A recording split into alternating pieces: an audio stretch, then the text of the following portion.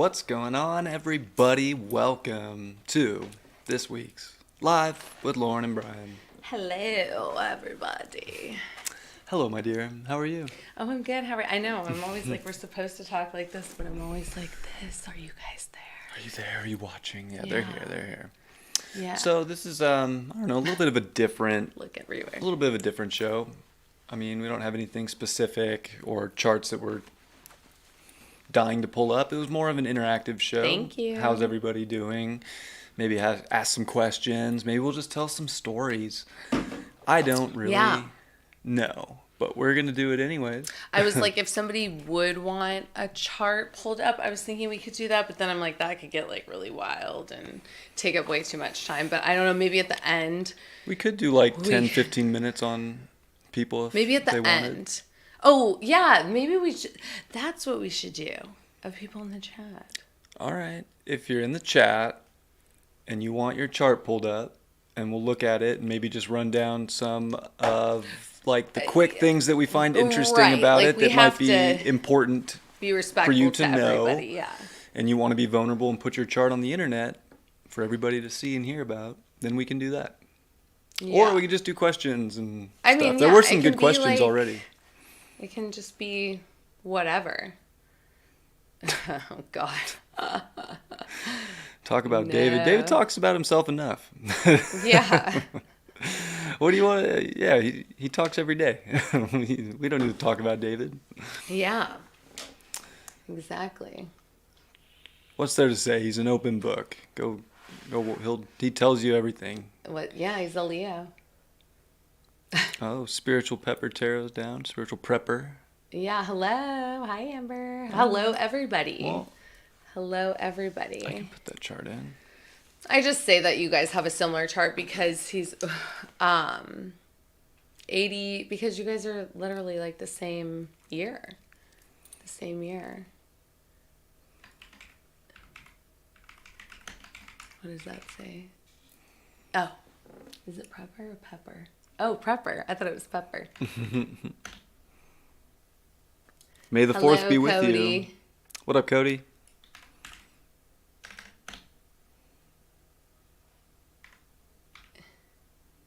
Yeah, so we're going to do, so we're going to like run, throughout the whole show. Well, obviously, we can pick different ones, but it'll all get... I feel like I have to write these down because how can you go back and see? We can scroll up. Oh, okay. Yeah, and wait, can everybody, obviously they can see us and we're in the chat, but can they see also, are they communicating? This is how South Node Aquarius I am. Can they all see everybody's comments? Yeah, everybody can see that chat. Oh, okay. See, I was just assuming it was us, but I'm like, they should be able to let everybody see because why not? Oh, there you go, spiritual prepper. I was going to be like, all right, we'll just pull up the date you were born and put it at noon. This house. Hello. Okay, so we're gonna spiritual give you a little breakdown. Racine, Wisconsin. And do you have a birth time, or I didn't see a birth time on there for you? Yeah. If not, then I can just go noon, but you were first, so. Yeah. Yeah, I mean, we probably, we'll try to get to everybody, but we want to vibe too.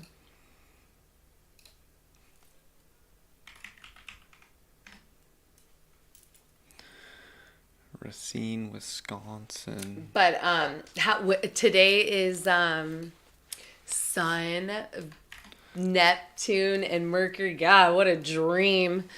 In Pisces, how's everybody feeling with this energy? I feel like this energy creates anxiety, actually. like, or unwanted fear, even though that's like more Scorpio. But all this Pisces is like, for a Pisces, I'm like, God, I feel like I'm way down the rabbit hole. I feel like I'm drowning. I don't know, I kind of like it. I'm a Sun Neptune natally, so I don't know. I feel I got some inspiration yesterday and like these coming together. I do like that it's meeting at a net 7. There's that Maybe Mars it's the square. Mars. I think that's what it is. It's this Mars Gemini. Like, honestly, Josh, and I know so many Geminis. And your Mars is 25 but Pisces. I am so grateful I have like no Gemini in my chart, because I can't imagine what it's like to be a Gemini. I mean, because I'm a Virgo rising and they're both mercurial and I'm ruled by Mercury, and I'm just like, God, I'm not even a Gemini, and I feel like I'm going crazy half the time because my mind's just like, oh, you're just going and going. You're basically a Virgo. And I'm like, you're a Virgo trying to learn how to be a Pisces in this life. I know. Which is so crazy because I only have Virgo rising. Yeah, but that chart ruler with your South Node in the 6th is like very Virgo energy. But very mental, very practical. Yeah, so somebody that's like not mental, probably just doesn't get it. I mean, mental, it can make you mental. You're just like, but I really do feel like this Mars in Gemini has enhanced it so much. Pisces 12th house can make you mental. Like, that's the crazy thing about it, is like it's everything from spirituality to mental illness. I'm just like it's crazy. Like there's no linear. It's 50 million everything of gray. It is. I do love me some 50 Shades of Gray, but not a million shades. You have Merc and Aquarius too. Yeah, it's just wild. Okay, intense Pisces today. Pisces are such a wild card. Oh, yeah. I think that there's no problem. I just think that it's like why I have to take a break from social media. I've been feeling in Pisces season the collective unconscious so much. Maybe that's what it is. Like, I don't even think what I'm feeling is my own. It's not. At all. All. That's the other thing that people with Pisces placements struggle with, or especially this is really common with Pisces moon people, is they feel everybody's unconscious energy that people aren't even aware of. They feel people's feelings and emotions or their energy before that person maybe has a conscious understanding that they're putting that out, and it's very easy for Pisces to take that on as their own when it's not. And then again, this is delusion and I'm crazy and I'm losing my mind when really it has nothing to do with you. I mean, the synchronicities have been wild. They probably are always at Pisces. And I don't know. I mean, obviously human design does play. I mean, I really relate to my projector. But it's like when we were out, Dylan's like, okay, the projector's been out too long. She's got to go home and go to bed. It's like, yeah, especially during Pisces season. I'm like... Well, yeah, I mean, plus it was like 1 a.m. and like, you're not somebody who stays up until 1 a.m. So like... Yeah, going out and being in public and then getting like late, like you're asleep by like 9:30, 10. I'm not always that early. I can rage if, you can rage if there's something to rage about. There has not been anything to, I mean. That's kind of funny. That's a good point. There really hasn't been much There's going been on. No rage energy. God. That's like rage worthy. I hope Aries season brings that. I am so excited for Aries season. Like, I know that the world's about to go through some big changes, but it's the type of changes that I'm coming into my first house of my chart that I'm just like, thank God. On Monday, Jupiter comes into my first. I cannot tell you how excited I am for Jupiter to cross 39 degrees of Aries. 16 degrees, 39 minutes of Aries. I am so done with Pluto in my 12th, or fucking Pluto, with Jupiter in my 12th house. In your 12th. Yeah. I am so done. So, yeah. Really looking forward to that. I can't wait for Mars in Cancer. I've never wanted anything more in my life. Who was picked? Oh, well, we're going to do... Spiritual prepper was. Just for the But we'll do a few. Yeah. I don't know if we're going to go too long tonight. We'll see how we'll just go. We'll see. We'll just and go then as long as it goes. I mean, maybe we'll make it like a little like thing. Maybe every episode towards the end we can do like 1 or 2 people's charts. Yeah. Like, to try to like Yeah, we can all be get incorporated. to everybody so that it is, fair. But when we just announce that, of course, and listen, if we don't get too deep into all of it, then we could do probably 5 charts. But we got to keep it to, so whatever we're feeding, whatever Bryan's going to channel into your chart, you can go back and watch it. It's an important message. So spiritual prepper, here we go. Yeah. I was gonna Don't worry, Edward. We'll do yours. I was going to say something Don't you worry. Too, but I can't remember what it was. Because I saw that there's 5 or 6 of you guys that put it up. So yeah. So I feel like we can be... I just run the chart if I don't have a time. I usually just run it for 12 noon. Because at that point, if I don't know the time, and the reason for that... Oh, wait. Yeah, no. Is because the moon moves 12 degrees a day. So even, you have a moon here in Virgo, putting the chart at noon, I can confidently say that if you were born on May 4th, 1971, that your moon is in Virgo because it would only go 6 degrees back into Virgo, being at 3 degrees of Virgo when the sun, it was 12 midnight and starting a new day. So that's why I always go there, is because I can kind of say, oh, well, maybe, your moon's on the cusp. And then you can ask questions and kind of figure things out from there. But that's why I do it. You're welcome, Edward. So, yeah, if you guys don't have a time, it doesn't matter.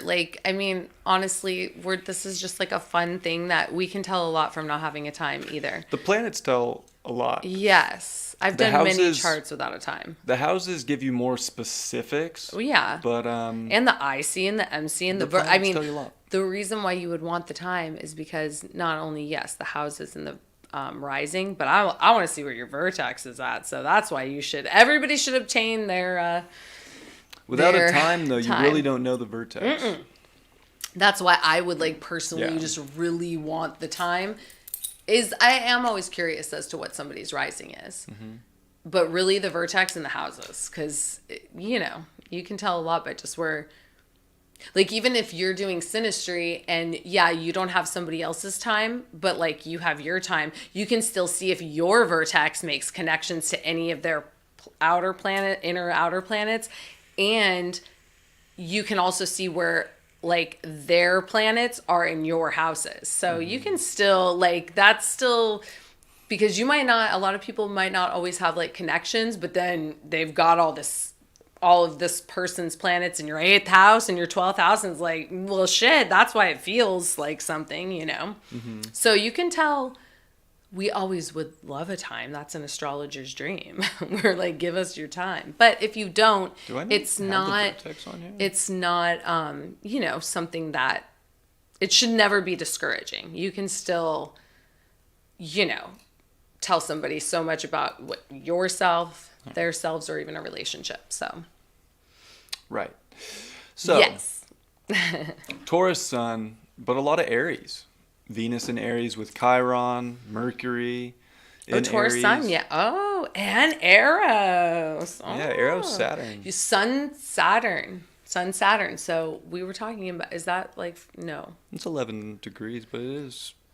Oh, yeah. Okay. Pretty close. Right. It's really the midpoint of your Sun Saturn does square your nodal axis of Aquarius Leo. And that axis is an interesting one. I happen to be born with that axis as well. So a lot of the past comes from the South Node. A lot of what you've been doing is Leo. You even have a prenatal lunar eclipse right there, right next to your South Node. So there's so much of your energy that is very Leo. It wants to maybe be all about self, or at times it has been a primary focus on self. Or, I want to be the star. I'm going to take the leadership role. It can be very defining, very just in your face. Leo's definitely always kind of putting it out there, shining, of course, but it's constantly projecting energy, right? And Aquarius is, of course, more about the people, the collective, others. It's trying to create win-wins. You don't, in this life, the more you listen to another person's perspective and become more objective instead of subjective, you're going to win. and the other person's going to win. Yeah. And like, that's something that's just important to know, is like, it's not always the you show. And I'm sure that, spiritual prepper tarot, you probably get that, so it's just that. And it does square Saturn and the sun and that midpoint there. So there is like it a skip step, or that's only if it's Pluto? Kind of. It does mean that like responsibility plays a big point in your life. Like, you have to be responsible not only for yourself, but it's like taking on responsibilities for other people as well. And like, because it's got to kind of work. When planets square the nodes, they kind of have to, that energy has to dabble in both the north and the south to fully get completed. So it's definitely about self-accountability. Self-worth comes into play with Taurus. Money, being responsible for your finances, your feelings of yourself, your security, but also being able to take care of other people, being able to provide security for others is very important too. And that's very Aquarian. Like, it's kind of everybody wins in Aquarius. So when you are secure, when you can be dedicated and persistent in the values of yourself, but also listen to other people, you're actually doing a great service, because you're bringing what you have to the table to help other people, which it shows people innovation in very grounded Taurus ways. So that's a big point too. And then, happy Chiron return. You're done with that. Oh my God. You're finally done with the Chiron return. So. Oh, where is it? In 11. Aries. Yeah. Yeah. Yeah. And Chiron's been transiting your Venus right now. So that's, very interesting about, maybe bringing up some kind of doubt. It's almost like Chiron coming around right now is like, okay, I've done so much healing. I've come full circle in my healing, especially around identity, who you are. It could be weird having this nodal axis with a Chiron in Aries, because deep down your soul's like, I am me. I am here. This is, kind of my show, my life. But Chiron in Aries doubts that. It doubts itself. It doesn't know who it is, but it does learn. Right. And it learns how to take charge, how to take initiative, how to be more impulsive, but it can kind of doubt impulse, or kind of hold itself back a little bit from initiating anything in life. And collectively, we've all been going through that with Chiron and Aries. But I was thinking about Chiron today because I have it in Taurus, and I was like, it really is. Chiron in Taurus is 100% like very second, like from how I was, like how I feel like in life. Like, it is very definitely your self-worth for sure, and like how you feel about yourself, you know what I mean? Security.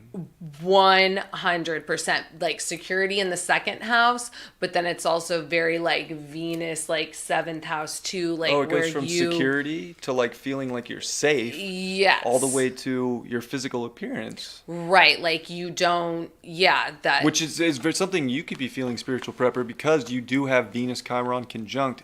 That actually does play like kind of a Chiron Taurus type of energy that we're talking about.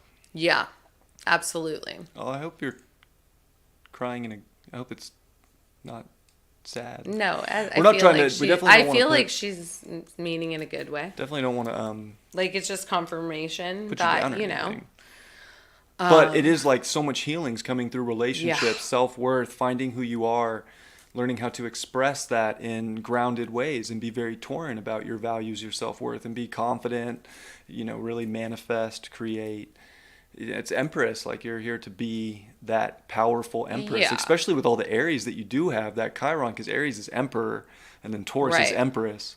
So if you think like about a lot of your energy, so much of it is meant to sit on that. Damn, Jupiter's on her Venus right now. Like, you could have Jupiter on your sun. You should be feeling like, listen, right? Your Chiron return, but everybody's gonna go through that. Okay, we can't escape Chiron return. The Chiron return is a level up.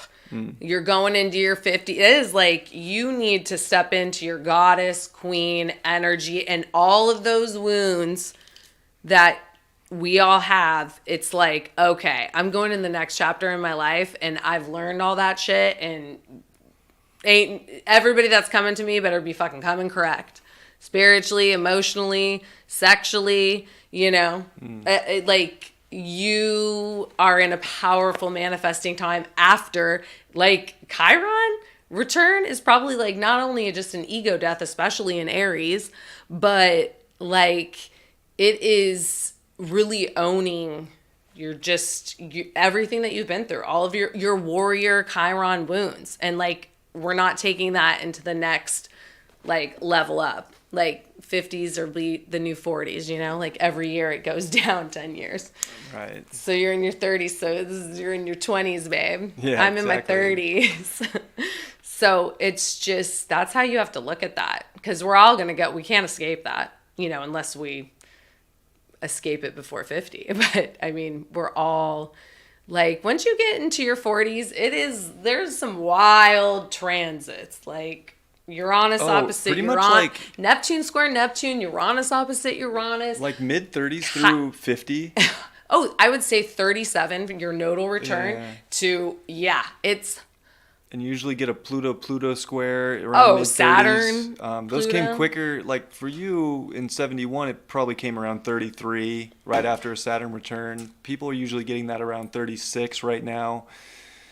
Just because Pluto in the place that it's orbiting is slower. When you were born, Pluto was starting to move pretty quick through Virgo, pretty damn fast through Libra, really fast through Libra, really fast through Scorpio. You know, so it kind of you get that square quicker than the people who will be getting Pluto squares that were born with Pluto in Capricorn. Gosh, they won't get their Pluto square until they're probably about the time they're having their Chiron return, which holy shit. Yeah, I went through that. That was, and you can't escape. I mean, you can't escape any of them, but like, that's how I look at a Chiron, you know? It's like, it's not just the wounded healer. It's about like, okay, we've had 50 years to fucking go through all that shit. Goodbye. Thank you. And don't ever come again, because I know my fucking worth. And that's what it is. And it is your goddess. Right. And having a Virgo moon, you know, definitely keeps you dialed in and keeps you like, you know, kind of emotionally present and here. But we have to, you know, recognize too that Virgo is so harsh on itself. Yeah, it wants everything a certain way. It gets so, you know, especially emotions and security and you know, this feeling within wants things to be so in alignment. Pisces has like a delusional ideal of like rose-colored glasses, where Virgo's like, no, it better be this way. No, it better like, be this way. If so if you ain't showing up like this, then my rose-colored lenses or my mercurial lenses are ripped off. Yeah, when it doesn't show up that way, you tend to take it very, very hard. Yes. You know, you can be extremely hard on yourself or others. Yes. So it's learning that that's part of the purification process, and that you are here to be practical. You are here to, you know, pay attention. The moon's kind of where you have a PhD. So you're very emotionally in tune with reality and the changes and the cycles and seasons even of knowing when to harvest emotion, but you can almost like over harvest negative emotion if you choose to, especially in regard to yourself and how you're feeling, and that only gets projected out onto other people in, you know, the same kind of light. Like, it can be harsh or it can be extremely loving. You are finishing up your Pluto trine. That's a huge moment. You know, it's like, whoa, this is, you know, you find having a Chiron return mixed with a Pluto trine, like that's really like finding your soul. Like that's finding your purpose. That's kind of, in many ways, transcending and transforming so many wounds. To the next chart. Oh, okay. Yeah, because I mean, listen, I get it, babe. We get so passionate about this, but we want to get to everybody.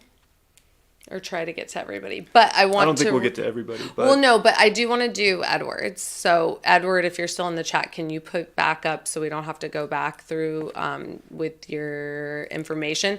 But earlier, we hope that helped you, spiritual prepper. Yeah, step into your goddess energy. I'm going to read to you all really fast, because you all were like, why the vertex? What is the vertex? This and that. So, I'll read... You know, we're just going to read something off the internet that I feel like explains it very well. So every time the vertex is triggered in our personal astrology, something out of our hands happens. A matter of fate and destiny begins to unfold. Now we have to keep in mind that fate comes in many different ways, and it's not always super apparent that it's in play. That's the tough part. Most often we do not even realize fate is happening until we look back. This is especially the case with relationships. The vertex in relationships is one of the key components in two lovers being fated together. It's a special thing to see planetary connections such as the moon, Venus, and Mars being made to each person's vertex. This is explored in relationship connections, and each person's exact time of birth is necessary to see it really come alive. Meeting someone out of the blue, being in the right place at the right time, hearing something important that helps us later on, and finding ourselves in places that we never thought possible are just a few examples of fate, karma, and destiny in play when planets hit your vertex. Sometimes, though, we just know that we're doing or who we're meeting is important. Other times, the moment passes and we don't realize what happened was significant until much later on. My philosophy about using astrology as a beneficial tool entails looking at three elements: your past, present, and future. All three are key when it comes to honing in on what's happening as well as what's going to happen. When someone tells me of an important meeting or a key event taking place, I always look back and sometimes find that vertex is being sparked off. Looking ahead, I always mention to people when their vertex is being activated because something tends to happen that's a matter of fate. It's always beneficial to be aware of it. However, it doesn't matter how we look at it, though, because there is never a need to force the issue when it comes to fate. Yeah, and so there's other great ones that I've read. I'll find a really good one on the vertex and we can put it in the, I guess like the chat or whatever we put at the end so that then you guys can see it. But I mean, that's exactly what it is. It's like, it's just a point that I guess what is like on the ecliptic. It's like they look at it as the MC or the IC or a second descendant because you have a vertex and an anti-vertex. And so the only thing that triggers the vertex is people, really people. And I mean, it can be situations, but they're usually related to people. Or when you have, especially the outer planets, Uranus, the real outer planets, Neptune, Pluto, Saturn, or Uranus, and even Jupiter. But Jupiter sometimes can also take things. They both can bring things. It's fated, but it is a karmic point in your chart that's being hit. Whether it's fated and it stays, we don't know, or it's fated, it comes in and it teaches you it is life. It can be very life changing, or it can teach you a lesson, and then it goes. It's like when it is triggered by that, and I've had it happen with Saturn and Pluto, yeah, my life was never the same. This is why I'm on this path, because of when it triggered that. So, yeah, it is important. I mean, we're a good example. Like, my vertex happens to sit directly on your Saturn and Jupiter conjunction in Libra. Right. And it's like, you just showed up. Right. Just showed up. Who are you? This Pisces just walked in the door. Yeah. And then we just became friends after that. Every time you'd come to the studio, we'd spend a bunch of time hanging out, talking. We just seemed to mesh well. And then, of course, we built the relationship from that. But it's like people with planets on your vertex or vice versa, all of a sudden you'll just be like, there's just some crazy vertex, almost like a vortex of attraction. A pull. Yeah. In some way, shape, or form. It's almost like a septile. I feel like how septiles in astrology are very mysterious, and it's like alien. An alien energy. Like, you have no control. That's the other thing. So it's almost like if you can see, I've gone back to through friends' charts, and I'm like, oh my God, no wonder that happened. It fucking hit your vertex, You can just see. That's also the fascinating part. But that, now knowing this information, get excited, but don't have any fucking expectations which is so life right now. Right. Right. You know what I mean? Yeah. But it does. I can only speak from my experience, and it was out of the blue, just drop, boom, and then after, whoever is the activator for this lesson, because it's definitely a fucking lesson and it's karmic and whether the lesson lasts forever, it is. But it's then, I don't know, the synchronicity, it's fucking crazy. So let me tell you. The anti-vertex is another prominent point. Like Yes. people that have planets that fall on your anti-vertex can Just as important. hold a very similar importance. But it's more almost like a south nodal, node. It's like a nodal axis. Yes, it's like a south node, Yeah. whereas vertex is like the north node, and Vertex might be a little bit more complicated. Anti-vertex Yeah. might be a little bit more simplified. right, like it might But- feel more Yeah. comfortable. So, like mine is in Capricorn. So On my my Saturn. right on his Saturn, and my anti-vertex is Cancer, and it was activated during the North Node in Capricorn and the South. No, the North Node was in Cancer, South Node in Capricorn. So I was like in a vertex flip when the nodes were on my. Yeah, it's just crazy, especially if the nodes hit your vertex. Like we went down Bryan didn't. I did. I had to get into the 3D Matrix yesterday and watch Vanderpump Rules. I was like, I need to watch just some terrible reality TV because sometimes it really makes you feel better about yourself. Let me tell you. Like, sometimes that's the best therapy. I'm like, I need to get out of all this for a minute and just like lose myself into some drama that I'm like, wow, my life is great. But when Stassi got married, she's a character on Vanderpump Rules, but she got married, I was like, oh, her Juno, and I was like, let me see where her vertex, and it was like vertex was right on her fucking Juno, and the guy proposed, so it was like, boom, like you can just tell things. So that's why the vertex is fun. You know what I mean? So I wanted to tell you guys that. Now, Edward, we were going to do your chart. Are you still in the chat? I don't know. Can you just go like He that? is. He gave me. Oh, we put his did? information Oh, in okay, again. perfect. This So is his chart. we're moving on to Edward. Another Pisces. Oh, Pisces power. Yeah, Jupiter in Pisces. Pisces. Oh. Sun square Saturn. So, Yeah. just having Sun square Saturn, life feels challenging. Some people say that Saturn in Sagittarius can feel like bad luck at times in people's lives. It's Saturn.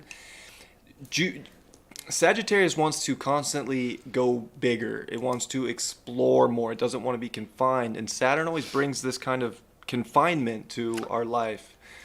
So, especially being on Antares, like you have great ability to rise up and to get back up. Whenever you get knocked down, you can get back up.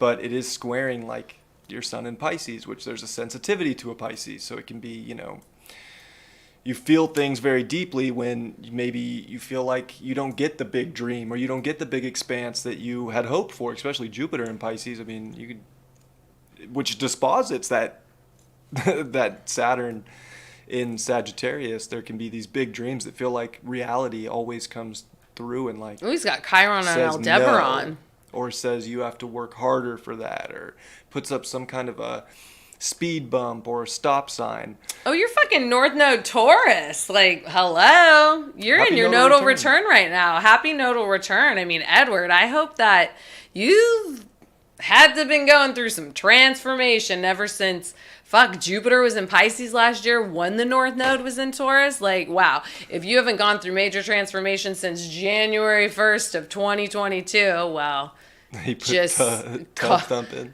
call me crazy. I get knocked down, but I get up again. And I mean, look, we're meant to do your chart. I got Vertex in the 5th house in Capricorn. Your Vertex is conjunct Neptune. Yeah, you probably have fated shit coming out of the blue. Yeah, your Vertex is conjunct In the 5th house of love and romance. my it would Uranus be. and Sun. So, Yeah, have kinda you cool. had any crazy fated moments back in? Oh gosh, North- 2018, 2019. That would be the moment. Yeah. Yeah, 2018 and 2019 into 2019. 2020. Yeah. The end of 2019 into 2020. You had to have met some type of love interest because that Pluto, well, a long time, well, I guess it's at 7, but Pluto was on his vertex like a long time ago. That would have been a fucking activation, like 2013. Because Pluto would have been maybe at 7 Capricorn, 2013, maybe 2015. I don't know. Yeah, there's something interesting too about having Pluto South Node conjunct, which you do with a 6-degree orb in Pluto and Scorpio, is that usually means that you've done so much Scorpio in your life, so much mental investigation. It's possible you could have been some kind of I don't know, investigator in the past, maybe In the solving some kind of third. murder mysteries or something. But you have a deep, penetrating mind, and you really can get caught up in the facts and like looking for evidence or feeling like you have to express things. And North Node in opposition to that in your ninth, it's very important too to remember like you don't need every piece of information. Sometimes you just need what you feel most deeply. You feel it with all that Pisces And what you feel Scorpio. is really keeping you going and keeping you growing, because Saturn, of course, is in Sag, like we talked about, and then we have a North Node in the ninth. Like, you're here to find immense value. It's kind of funny, right? Because the Hierophant is the card of Taurus. I always think of North Node Taurus as the Hierophant. Always.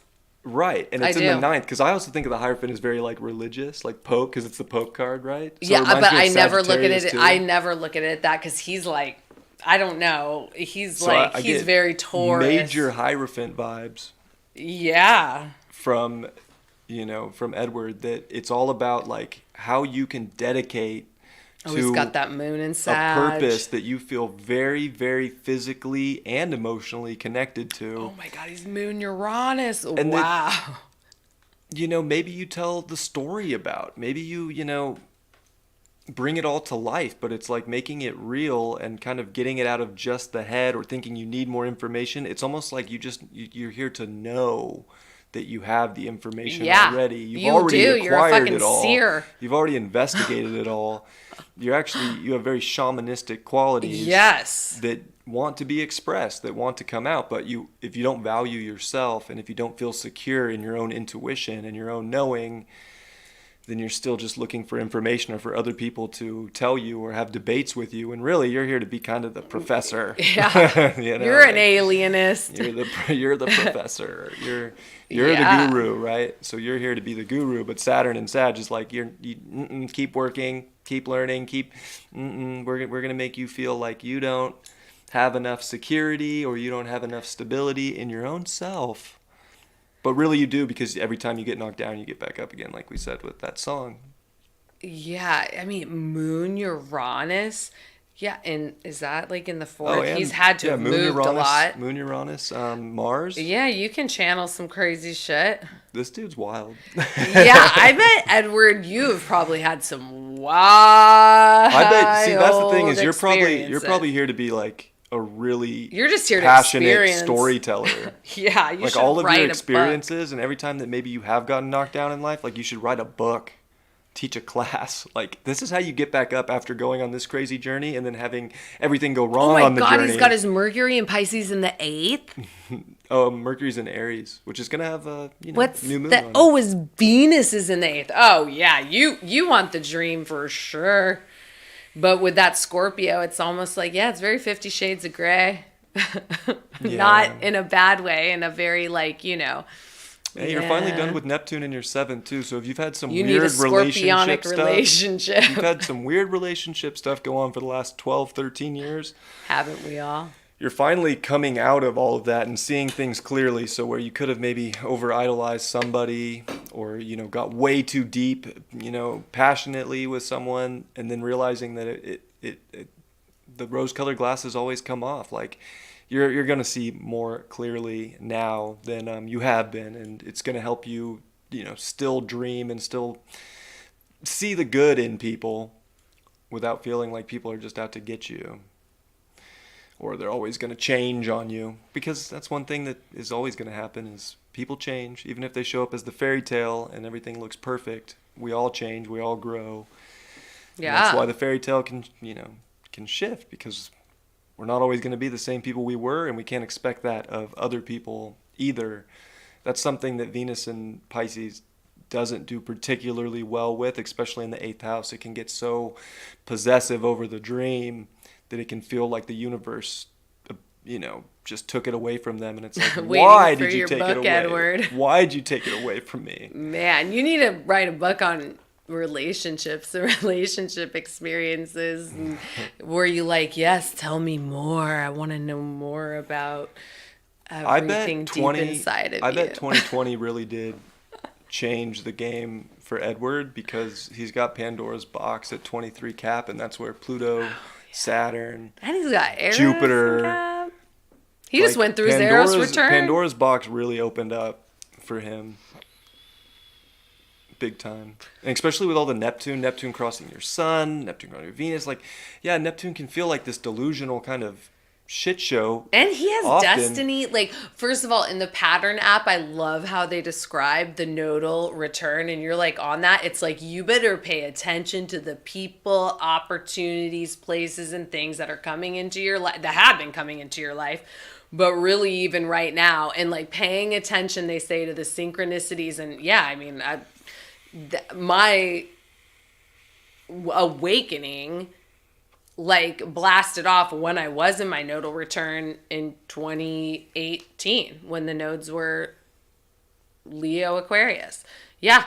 So you are definitely being fucking, I mean, you've always been guided. You are guided, but like you really need to pay attention to the whatever, especially right now, because it's there and it's about to be there. Yeah, I think at this point, like, you've gone through the box opening, you've gone through some major transformation, a lot of relationship lessons. Stuff. You're a 7th house sun. You learned so much through relationships and other people. Saturn's going to be in your 7th house for the next 2 years. Mm-hmm. You have Pluto coming into your 6th house, so you are doing some major cleaning, and especially with Neptune being done with your Venus, Neptune being done in your 7th, you finally can see, especially other people clearly now. You can't change people. You just have to find people that just fit, that just work. And if they stop working, they stop working. But at this point, you know the right way to build the contracts, and you do want to pay attention to what's going on, because to be honest, with Pluto now locked and loaded in your 6th for the next long ass time, like 20 years now, that you might as well just relationships could drive you to the hospital. They could bring up sickness in your life, because at this point you've learned all the lessons. You've come to an enlightened moment. So don't let people be some kind of a reflection that you're not good enough. You are. And that's the thing with South Node Pluto, or South Node, I keep saying Pluto for Scorpio, is that there's such a past of intensity, of betrayal, abandonment, trust issues. Like, you're supposed to feel so confident in yourself and your belief and your path and your vision that it doesn't matter what another person ever does, because you're solid as a rock. And that's where you're at right now, is to be solid as a rock, and to not to let other people manipulate your emotions, play with you, play with your mind, think that they're messing with your psychology. You need to step into everything that you have absolutely been learning, are going to keep learning. Like, you fucking step into that North Node Taurus, like 100%. Like, self-worth, like, you have learned some fucking lessons, and this 3D crazy Saturn Earth is your school. And so now you can school others. Okay, so I hope that helped you, Edward. Yeah, you are, I feel like we know you. We're vibing. We're vibing with all of you. Hi, thank you everybody for the birthday wishes and just all the beautiful comments. Okay, wait, I do want to answer this. We'll do one more chart at the end, and it's going to be Miss Kiff, because I do believe she was after Edward when it was in the beginning. But I want to answer DJ Drea. Uranus is sitting on my vertex in Taurus. What does that mean? I just got invited on a ski trip. Thank you for the super chat, Jimmy. Thank you, Jimmy. That. Well, he paid, so I guess we should do him. He gets. Oh yeah. Okay. Jimmy. Okay. Well, Jimmy we'll do paid. Jimmy. We'll do Jimmy now, but I want to answer this. What DJ Drea just said. First of all, what house is it in? Because usually it's only in the 5th, 6th, 7th, 8th. That's going to make a difference. But Uranus on your vertex, I mean, Uranus usually what? Brings people. It's usually shocking fucking out of the blue. I don't know. Uranus, I don't even know when it would have been on my vertex, when it was in Capricorn. When the hell was that? So I can't even remember of what. But something, that is definitely an activation. Like, something. And yeah, where is it? Is it in the 5th house? Because if it's in the 5th house, then it's going to be something with like romance or, yeah.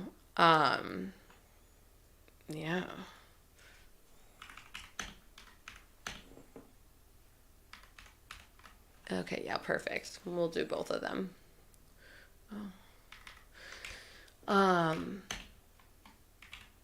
Yeah, so DJ Drea, do you know where your vertex is? What house? I mean, it's in Taurus, which again, oh my God.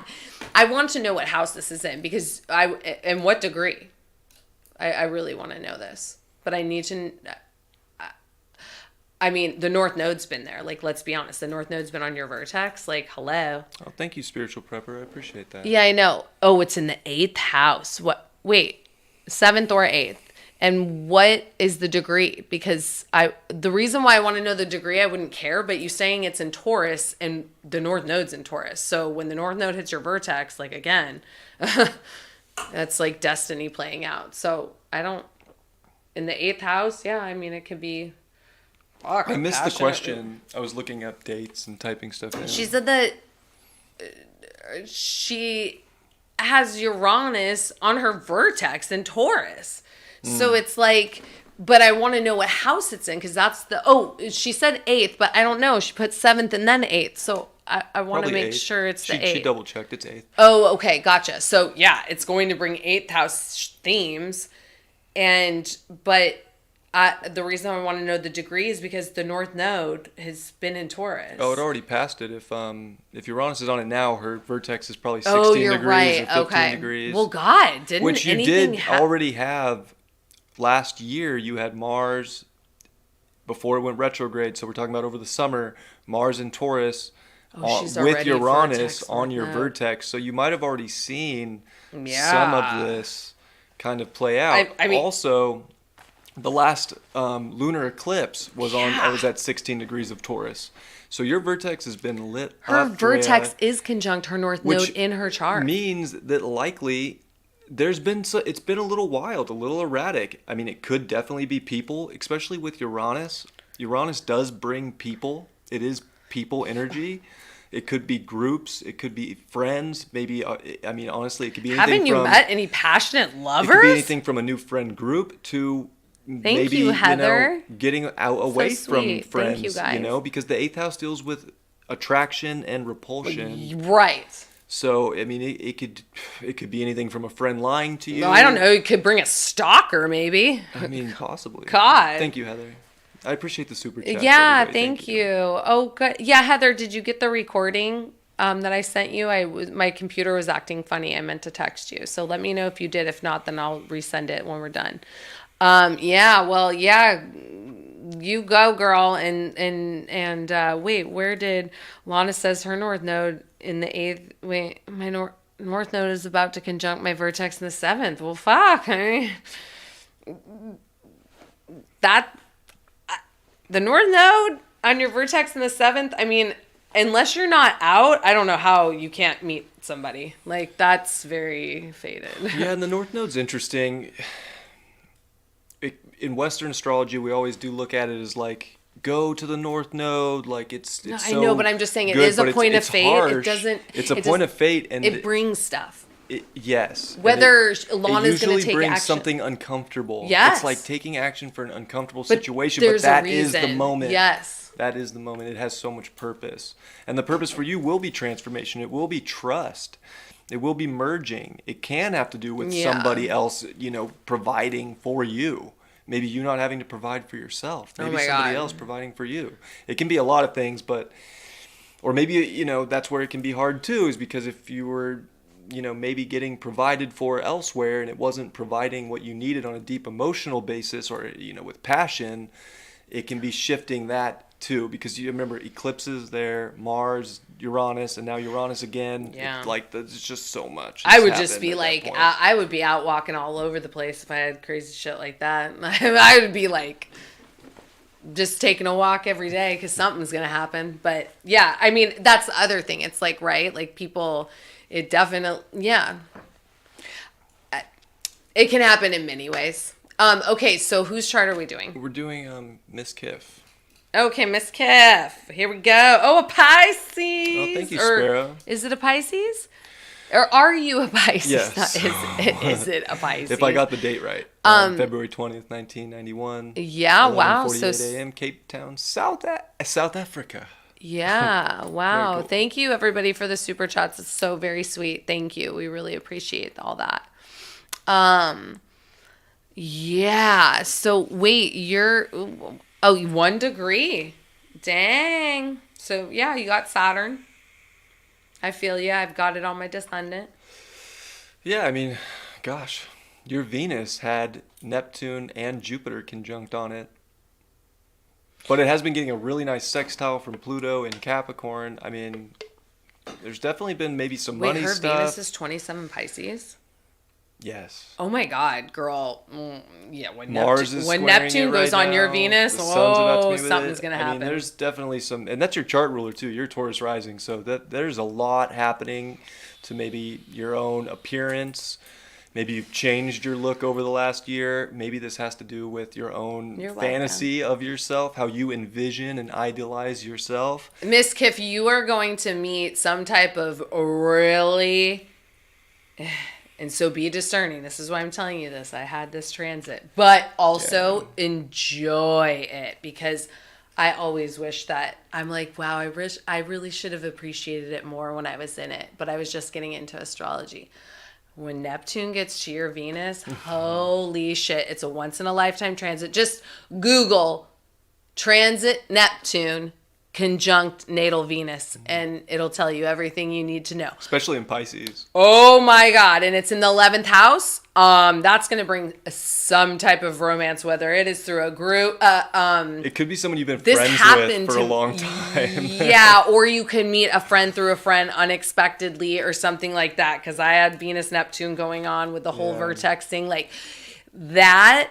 I mean, you could meet the love of your life. Now, you like a soulmate, like a true, like whatever connection it's going to be, because it will be one. So, let me know You when guys this have the happens. same Mercury.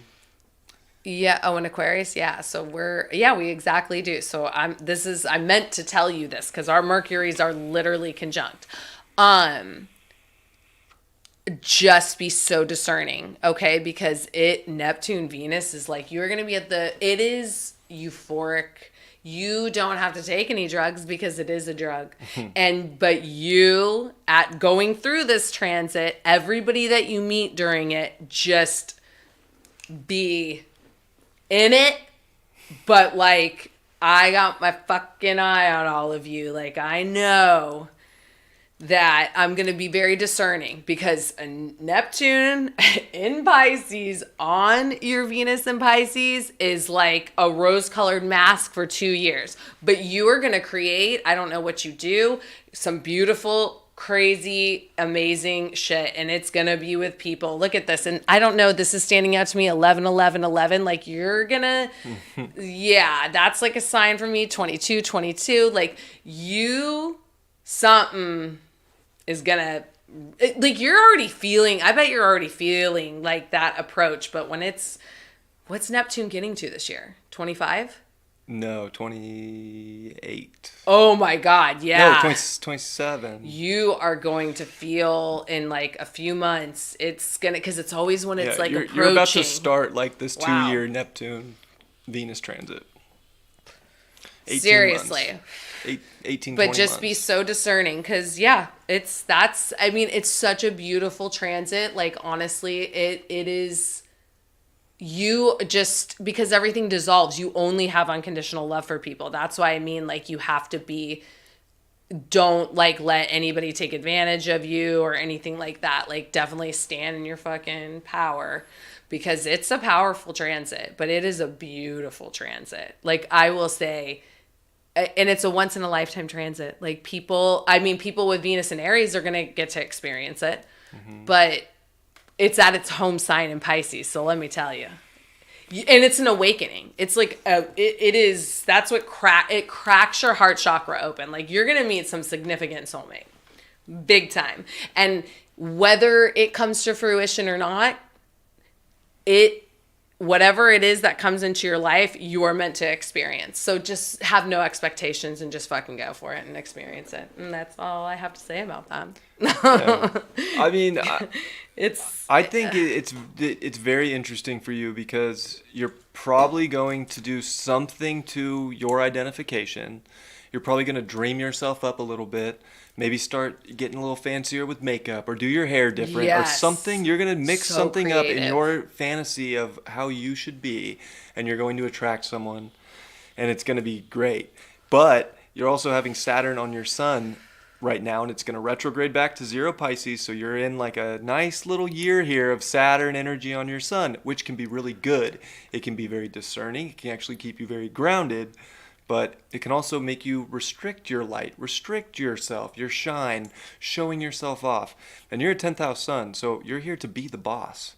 So you also don't want to get pushed around right now. And I think that the mix of like the dreaminess of somebody in a relationship and that feeling that can be so blissful, like Lauren was talking about, can absolutely be there. But I feel like you're going to have a backbone Yeah.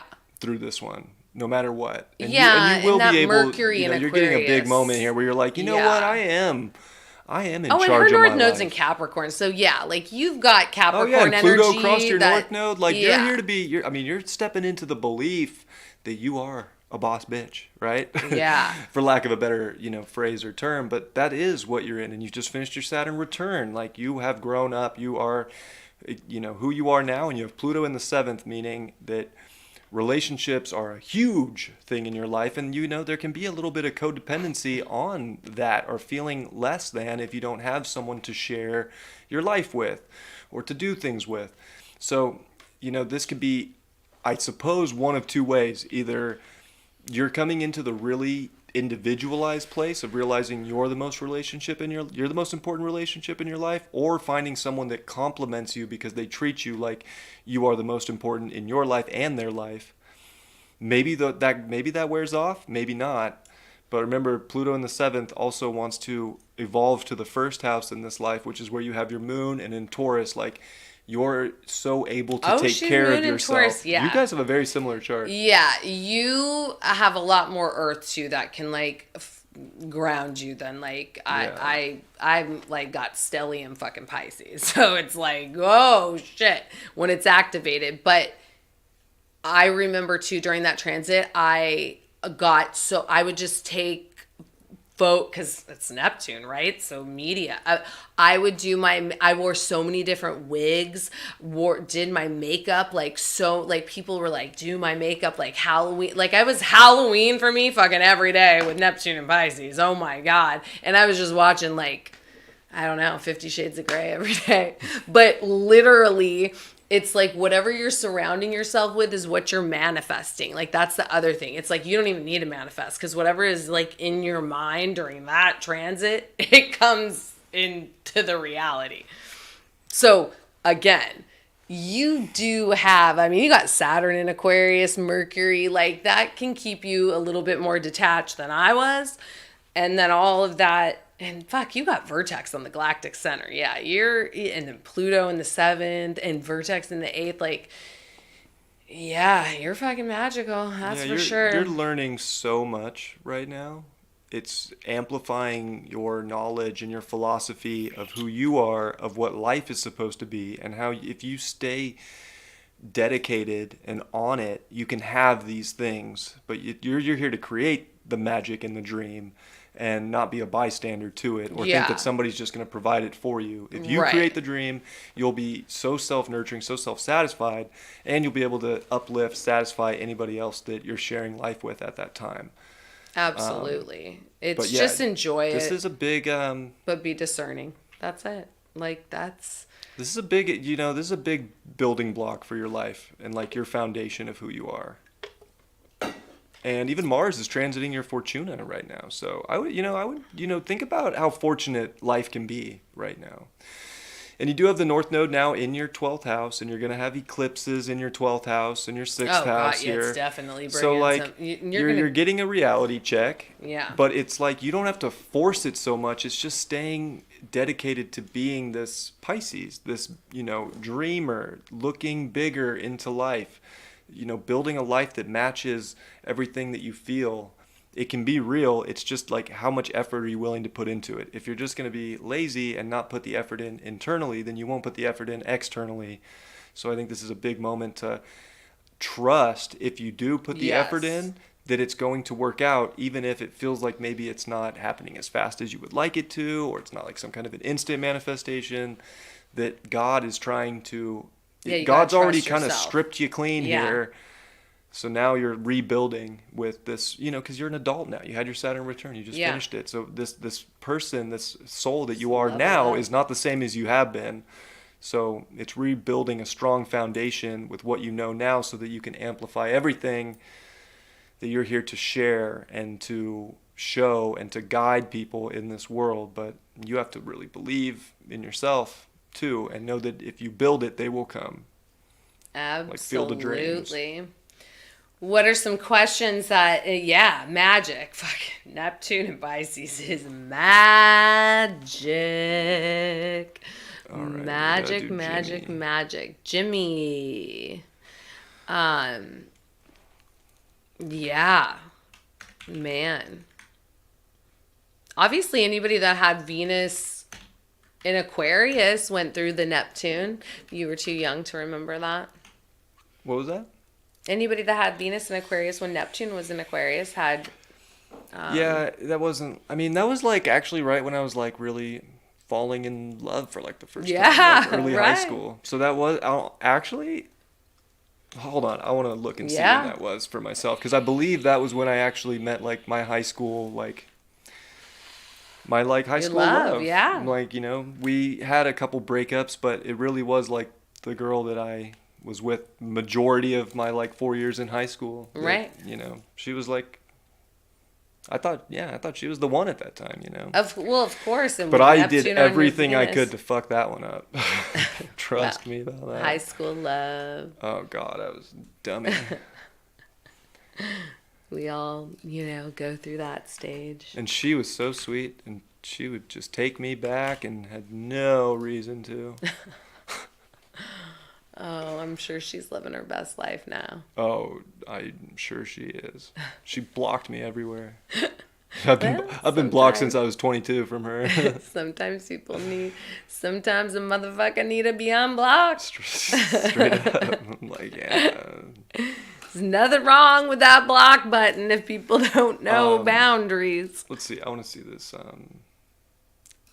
real quick. What was going on? We'll just do this. Does everybody want to see how creative I got it? Jazzed up my jacket. Oh yeah, she made that. It's got wings. Can everybody see that? It's got angel wings. Here. Can we see it? Yeah, oh yeah, you can see your angel. Put a couple patches. You're an angle. Yeah, I think I'm just gonna jazz up jackets now. I don't know. All right, make some headbands, jazz up some jackets. 16, Neptune. Levi's, of course. Vintage. Oh my gosh, wait, it's falling. I know I need to sew it on there. I just ironed it on. I'm showing you as they're they're flying. All right, flying. 2001.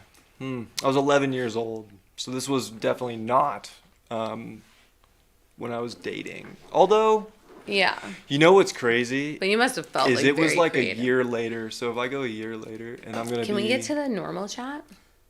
Sorry. Sorry. Yeah. If I go a year later to 2002, I was 12 years old when I lost my virginity, and that was Neptune had retrograded back and was on my Venus. So I did lose my virginity really young for one, but it was with Neptune on my Venus.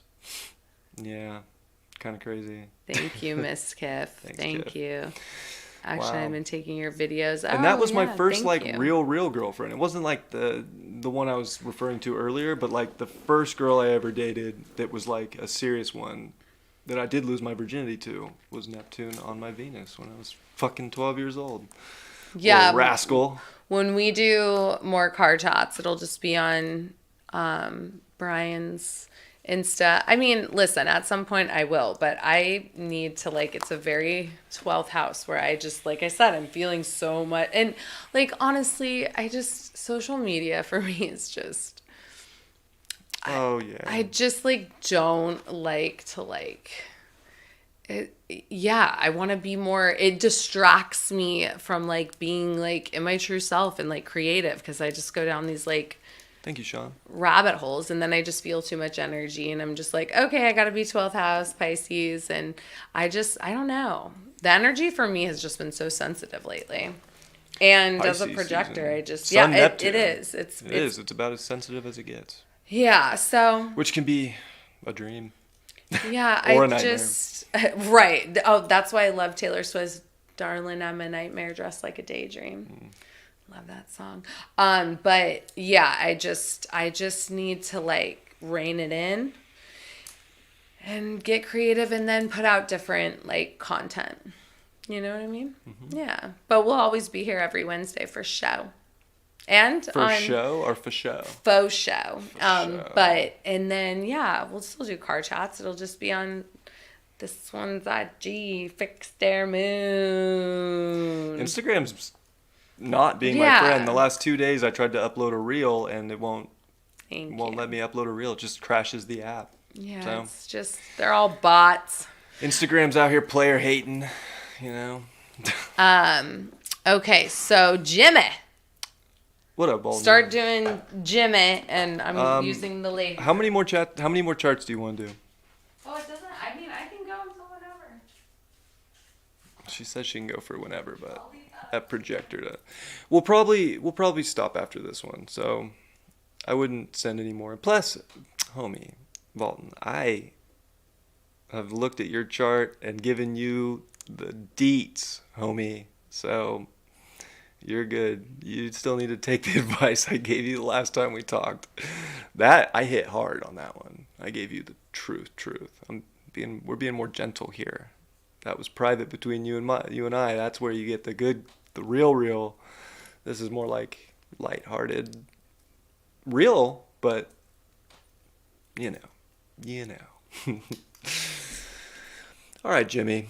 We got your chart here. I have just finally glanced at it. So what do we got? What do we got going on here? You got your Pluto up in the 9th house. Opposite your Jupiter in the 3rd.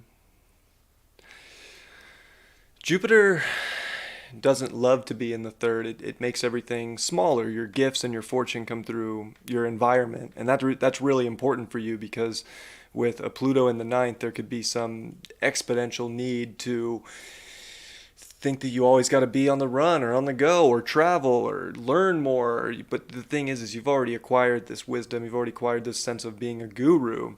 And that's the other thing, is you don't have to prove it to anybody either. You don't have to be dogmatic when you talk. You don't have to say, I told you so. I already knew. It doesn't have to be like that. You really want to listen to other people. Other people have truth too. 3rd house, and that's where your Jupiter will shine, is when you can ground and be present in conversation with other people.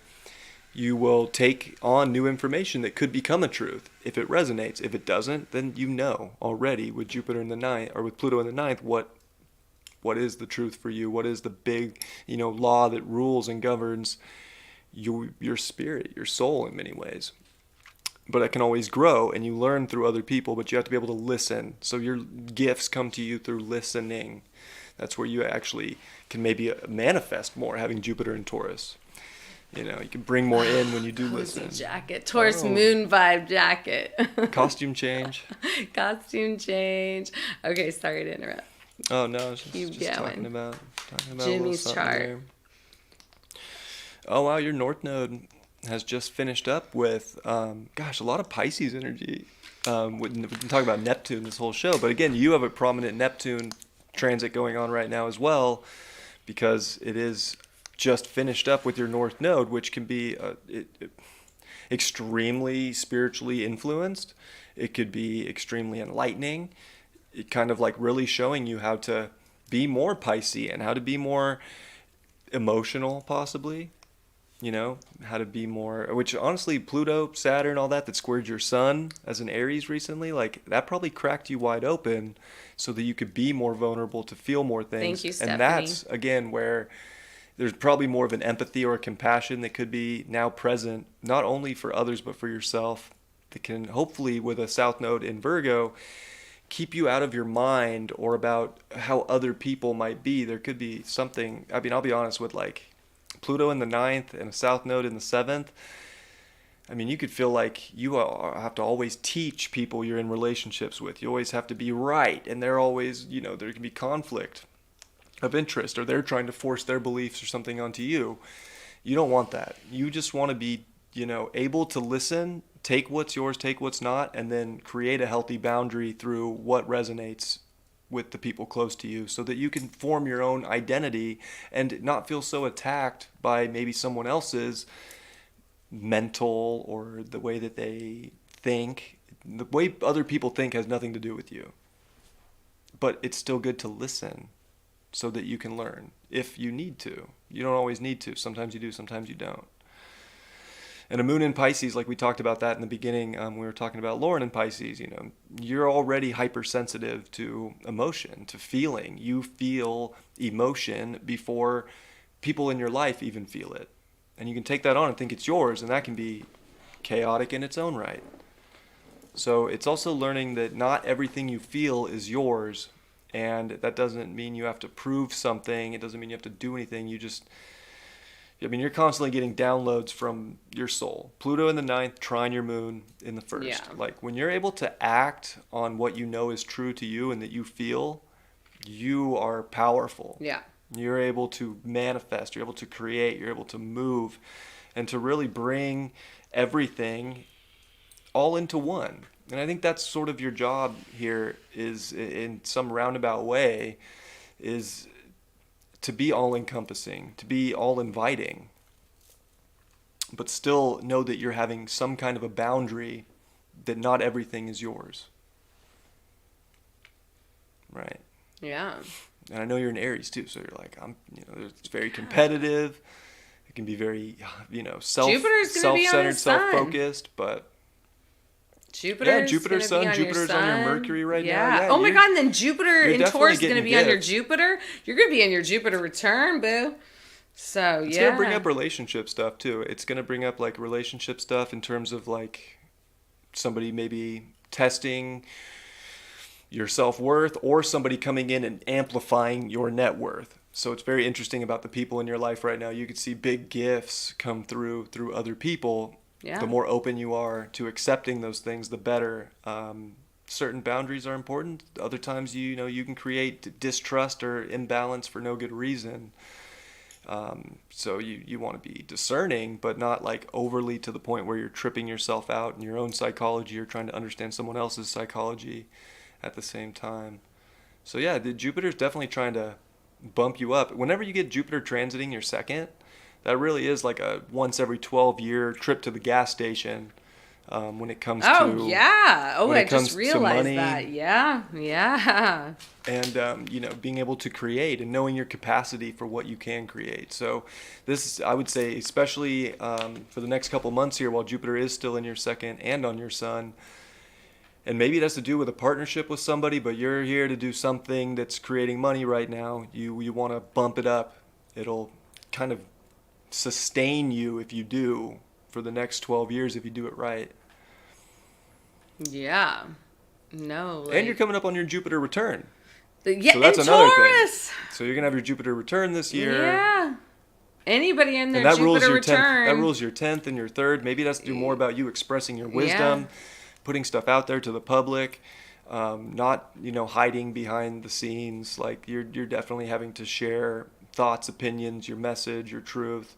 That is going to bring abundance. The more you can communicate everything that you know without telling people how to do it, but by putting it out there so they can take what resonates and what doesn't. This could be a huge career year for you in terms of manifestation, money, maybe even relationships. Yeah. Maybe it is maybe it's a partnership. Like through a business. Yeah, partnership, absolutely. No, 100. Feather, song, apothecary. Yeah, your Jupiter's in the second, and your whole life, right? It brings you abundance. How has that played out for you? I'm only asking because I have that, but mine's with Saturn, so it's a different vibe. And yeah, Chiron in the fourth, like Lana said, is usually You have a that. hard home life. Yeah, I had a weird home life. So it's just weird. You could move around a lot. There could be no security, no like home nice. base at times. Communication with family could have been really weird. It's just maybe they didn't understand you. Maybe you were, further ahead than maybe even spiritually with the Pluto in the ninth house than they could fathom, so that didn't really work. Maybe even Chiron in Gemini could have a speech impediment when it's a kid too. But again, your message and Mars crossing this and finishing that retrograde where it's stationed on your Chiron and now done with your Chiron, and Neptune finishing its square, and you also have Chiron square your nodes, so you're healing about your message. And it's so funny, even before I looked at that, and I was saying this is the year for your message. Like it really is. Like this is like that's a big point for you. You're here to be expressive and kind of a preacher, but not in a dogmatic religious sense. Just being able to lay down your truth, whatever that is. It could be whatever, but to lay it down and to feel confident and secure in that, and know that you're not crazy, and your mind, as long as you feel emotionally connected to your thoughts, there's always security there. Always. Yeah. Yeah, what about third Chiron, Pisces, Jupiter? Yeah, I mean, I guess Jupiter, I don't know, some basic astrologer told me one time, oh, you have Jupiter in the second. It is the best place to have Jupiter. But again, your whole chart plays into your Jupiter. Now, I would think actually just having Jupiter in your second could be very reckless too. Now, if there's other like planets to support that. And Stephanie, yeah, you have Jupiter in your second, but it's at a karmic degree of 29. He's got Jupiter Mars in square, and also Jupiter Lucifer in square, which Jupiter Mars square people usually can be a little reckless. That's often like somebody who leaps before they look. Especially as an Aries. It's very impulsive. Yeah. Being an Aries and having that aspect. And it's curious. Exactly. It's curious. It's curious, but he's curious, but he also knows. So then when it happens and then something goes wrong, it's like, oh gosh, I'm such an idiot. Chiron in Gemini. Why did I think that would work? Yeah. But it's okay because it's about experience. Yeah, because it's all part of the journey. To experience it. Exactly. And you don't want to beat yourself up. And that's another thing with South Node Virgo is it can be way too hard on itself, and even in the seventh, way too hard on others as well. Yeah. But yeah, Jupiter Mars square. Kind of always land on your feet, though. It's another one of those aspects. It's like you have so much energy that you can always pick yourself you up. Find you have this to keep abundance up with of energy that can almost be like, whoa, this is abrasive, but you always pick yourself up. And that's a gift, really, to have that square, even though it can get you into trouble at times. It could be injuries, could be maybe head injuries, too.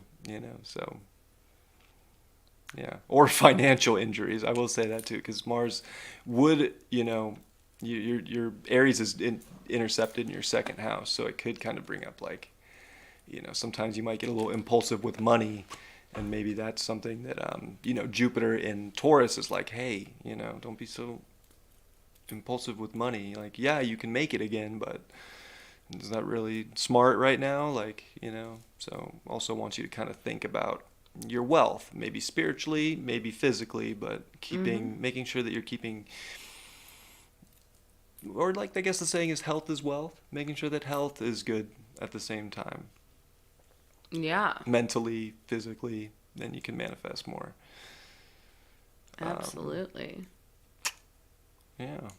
What does this mean? This PSC? What is That's this? the prenatal solar eclipse and the prenatal lunar okay. eclipse. So the prenatal lunar eclipse is, they say that when your mother is pregnant with you, the prenatal lunar eclipse is when the soul enters the mother's belly. Oh, right. So that's like where your soul comes through the ethers into physical reality in the womb and actually starts to, yeah. I guess, be conscious. activate Yeah, you. and so consciousness enters the avatar with the prenatal lunar. The prenatal solar eclipse, they say, is actually where a lot of souls leave this realm. So if people die or pass away, it's usually the solar eclipse where they get back out of here and go fully back. They pass through whatever you want to call that, maybe a purgatory of senses, or just like a waiting period, almost like a reflection period, like a soul reflection period. The solar eclipse finally is like, all right, you reflected now. Oh. Back to source for you, back to the dimension that you came from, Right. soul, Sometimes. But the prenatal solar eclipse can be more like a sun sign. It can kind of feel like a second sun sign, so there could be, especially with a Pisces moon, you could feel very Piscean. Which is good because your north node's there, so you want to take on that identification of somebody who is very in tune with their emotions, that can go with the flow, that can be compassionate and unconditional. But you're also learning boundaries too with people, so that's kind of the mixed point because you are very magnetic. Ooh, I know what we should touch on really fast, even though I don't believe she's in the chat, but she would appreciate it if we at least mention it, because really there's not a ton to like go in depth with it. Like even David has said this, but she'll probably watch this and then, we could put something about yods in the chat. Yods. Like what would you just tell, our soul tribe about if they do have yods, or if they're reading, charts that have yods? Like what if, I don't know, maybe we could even pull up something about yods. You got plenty of yods. And then, we could pull up some stuff too, but. Like about what it, because there's not any clear, I think that when it comes to yods, people like, a finger of God. So, right. It's like, that's something that's like, I gotta know what this is, because it's like, it is like well, you explain it, babe. You're better at explaining like yods. Yods are interesting. They're interesting points. So you have a yod to your moon. It's exact from your Pluto and your Neptune. Well, close enough to exact, but so it's a sextile with Neptune for her at 24 Sag to 23 Libra. So the sextile are these two planets that are getting along, right? They're not in the same element. They're not in the same modality, but they are both masculine. So that's where the sextile like plays off. So like fire and air are masculine energies, and water and earth are feminine energies. So they get along. Like fire and air, air stokes the fire, right? Right. Fire needs air to grow. Earth and water. Where would the water even sit if it wasn't for earth, right? So you're kind of looking at it from that perspective. So they get along. It's a sextile. They're friendly. It's also, a sextile is a very Venusian aspect. So it's like friends. It's relationship. It's they just see each other like homies. It has this like homie energy to it at the same time. So those two planets, Pluto and Neptune, are your deep soul, these intense qualities within you, these deep needs, and then I feel like if anything, you can feel a yod, even if you didn't know, like if you weren't even into astrology, your life. Just there's something it pulls. It's again, it can be very much like a vertex almost, especially if you have your yods, like, or if something's even like hitting, even in synastry and stuff too, when people's shit is hitting your yod and you really like can feel that with another or an energy, but like it's, to me, it's a very alien energy. Like it's like I'm just, it's a puppet on a string. You're just like, I've got it. I don't know why I gotta go, but I do, and obviously wherever this is, right, where the point, it's like, I think David described a yod in his class, in one of his classes, good, because it was like the ladder. I think it was Hypergate, and it's like, right, it's a point, so it's pointing to my moon. And it's Pluto, so it's got to be a transformation, right, of something. Well, yeah, it's like soul desires. Or shedding. And mixed with your consciousness, Neptune, mixed with your spiritual understanding of life, also your dreams, your delusions, where also aspects where you don't pay attention. So your soul and, its connection to the other side is in a very good alignment, which is both pointing towards your moon. They're trying to help it out because the quincunxes are very weird aspects. It's 150 degrees. They're quincunxes are very like sixth house, but they can also be very eighth house type energies. So they can be trying to purify, but transform at the same time. Yeah. Or mutate things. They just are like, I see you, but I don't really know how I want to correspond. It's very awkward. It is alien in a sense. Not like a septile, but no. It's just a strange... It's uncomfortable. It is, yeah. Definitely Quincunxes are uncomfortable. That's a good way to put it. It's not like you're like, ooh, yeah, like but I'm following down the rabbit hole. You purpose, already know you're down there and you're trying to figure out how the fuck to And like get with out. the moon, that is the point. And that deals with your personal life, your emotions, your security. It's very much linked. You have Pluto in the second house. Security is such an important thing for you. Feeling safe. Very. Feeling secure, feeling like you have too. everything you need is such an important thing to you. But it's in this weird aspect to your moon, which is in Taurus, with the moon in Taurus already like, no, I'm good, I'm confident, I got this. Wait, but do I actually believe it in the ninth house? And then you have then you have the weird family stuff in the fourth house. So it's like Uranus on the IC, Neptune in the fourth. Very weird family, home situations where you never feel safe at home. You just kind of feel like, oh, I'm good now. And then all of a sudden the rose-colored glasses come off or some radical thing shifts out of nowhere. So it's like that is a big point of evolution. And God's trying to help you out. And they call it the finger of God because it's saying like, yeah, you know what? Yeah. You're always going to have weird situations happen that try and pull you away from your own security or make you doubt that. But if you believe you're good, and you feel safe no matter what, because my you moon's believe by in my yourself, midheaven, my high is good, and you're always being treating yourself as an exalted being. Yeah, that you're it's good. Really, God it's has just your a back. surrender energy. Like you get probably so like, yeah, you're just it's even like nervous system energy, which would make sense because sixth house, right? Like it's just something's guiding you, okay? Like that's the only way to explain it, but it's not comfortable.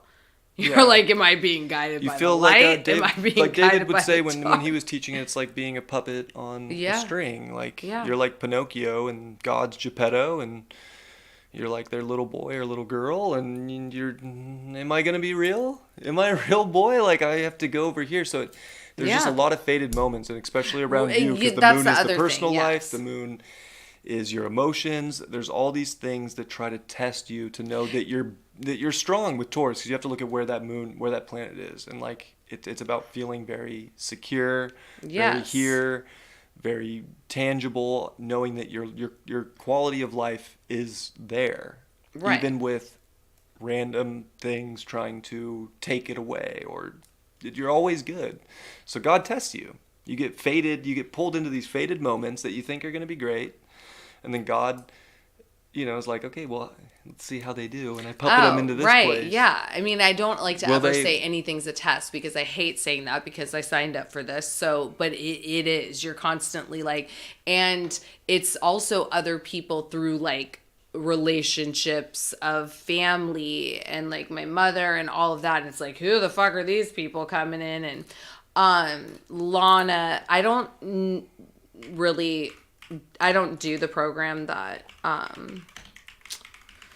my boo does. So I'll tell you from the program I do, it says that my yod is Moon 22 Taurus with Pluto 23 Libra and Neptune 24 Sag. That's my one yod. And then the second one is Pluto 23 Libra, Mars 25 Pisces, Moon 22 Taurus, and Sun 20 degree Pisces. So those are my two yods. This is a good... Oh, here's a good article about Do you yods. believe in free will, fate, or both? A yod in astrology means your birth chart can indicate that you are here for a unique spiritual assignment. While we all have the power to choose a good part of our destiny, the birth chart is a map to some spiritual challenges and assignments we may face in order to grow. What is the meaning of a yod in astrology? A small number of people are born with Princess a rare Diana, right? formation Yeah, in she's their a good astrology one. charts called a yod, also known as the finger of God or finger of fate.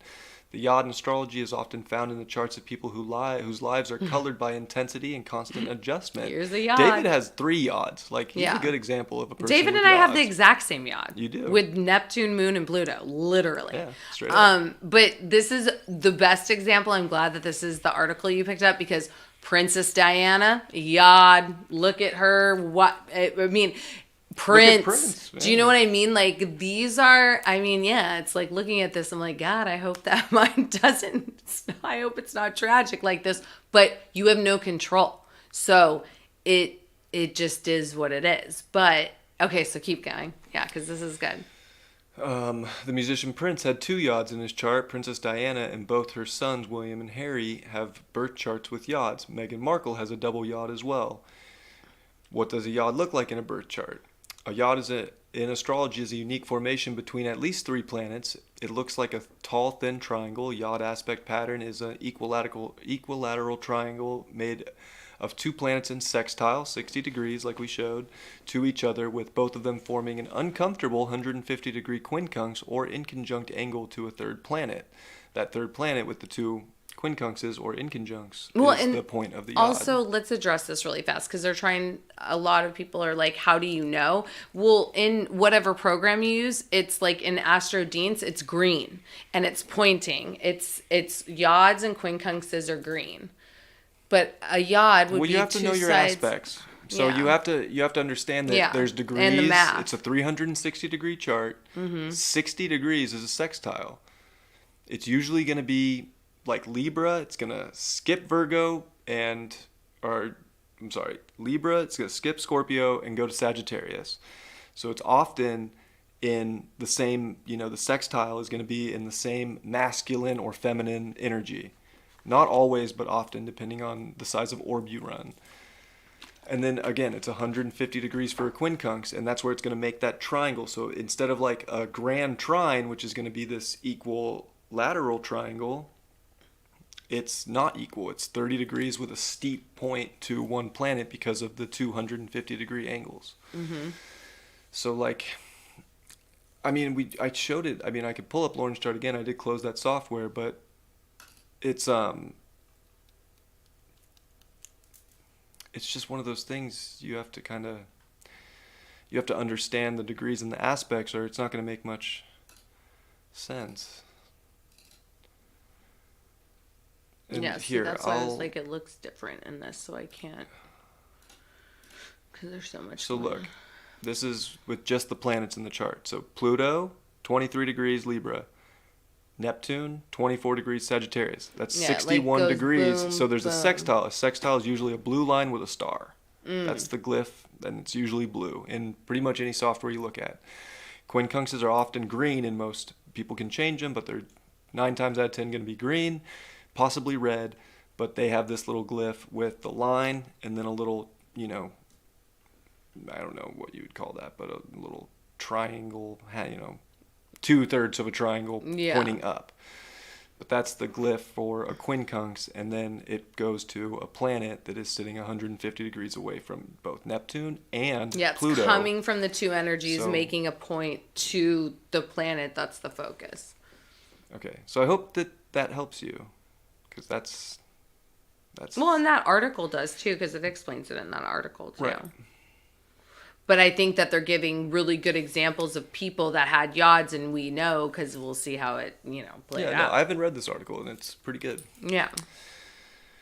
So, blah, blah, blah. Tall, thin triangle. Where were we? Okay, the sextile planets are 2 zodiac signs apart and form an easy angle, meaning they tend to communicate and cooperate with each other naturally. However, both of these planets is a challenging 5 signs apart, the quincunx, which is 150 degrees, to the planet at the apex of the yod.